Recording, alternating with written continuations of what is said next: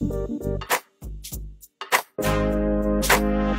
reçoit aujourd'hui pour 3 questions 1 Frédéric Savicki, qui est professeur d'université spécialiste en sciences politiques à l'Université Paris 1, qui travaille sur les structures partisanes et les partis, et en particulier sur le Parti socialiste. C'est un bon connaisseur du Parti socialiste puisqu'il a écrit un ouvrage qui s'intitule « Les réseaux du Parti socialiste », qui a été réédité il y a 1 an et demi.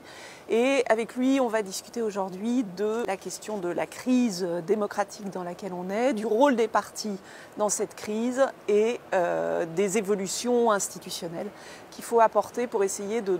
d'améliorer le fonctionnement démocratique actuel. La crise des Gilets jaunes, bien sûr, elle a une logique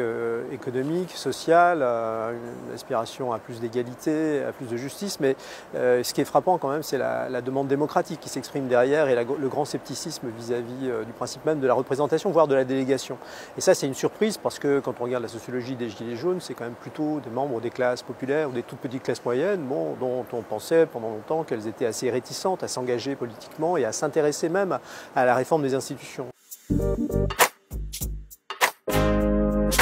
À chaque fois que des représentants de partis politiques essayent finalement de se rapprocher des Gilets jaunes, il y a un grand rejet, un grand scepticisme. Et en même temps, ce que montrent les revendications des Gilets jaunes, comme celles qui s'expriment dans le grand débat, c'est qu'elles sont extrêmement disparates et pas forcément toujours très coordonnées et cohérentes entre elles. Et du coup, on voit bien que les partis politiques, là, ont un rôle, comme d'ailleurs les associations ou les syndicats, un rôle très important à jouer à l'avenir, qui est de fédérer finalement ces demandes, de les mettre en forme et d'inscrire ces demandes dans un projet collectif plus global. Donc de mon point de vue, les partis politiques vont devoir se réformer et reconquérir finalement leur rôle qui est celui de représenter et d'agréger les intérêts collectifs. Parmi les solutions, il y en a pas mal, et les revendications qui sont avancées, scrutin proportionnel, il y a notamment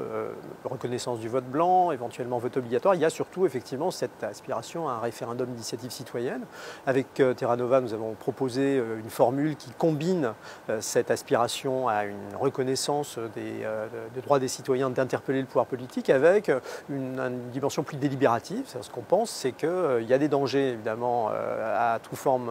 de généralisation trop facile du référendum et que le moyen finalement d'éclairer les citoyens, c'est de tirer au sort une centaine de citoyens parmi la population qui seraient chargés au fond de faire le bilan du pour et du contre et de rédiger, d'élaborer en quelques jours de travail régulier un argumentaire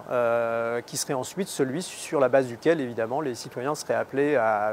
voter, à se prononcer tout en étant éclairés sur les conséquences du choix qu'ils auraient à faire.